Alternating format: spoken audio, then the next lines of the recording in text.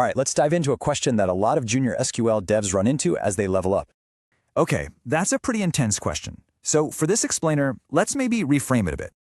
It's not really about being wrong. It's more about falling into old habits from outdated examples. First up, writing code that's just a total mess. We call this write-only code for a reason.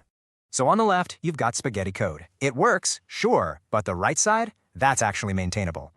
And that clarity is huge. It means you and your team can actually debug and maintain it later.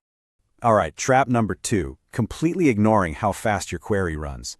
Getting the right answer isn't enough. To boost performance, you gotta understand the execution plan. Think of it as your query's roadmap. The modern workflow is simple. Write your query, check the plan, then refactor it to be faster. Getting into this habit saves a ton of time and resources, which brings us to our next point. Okay, the third big trap, not using modern SQL tools. SQL is always getting better, you know?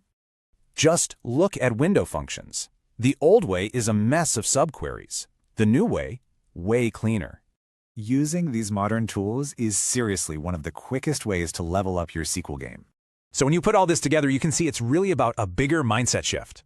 It's about going from just does it work to building code that's professional, clear, and fast.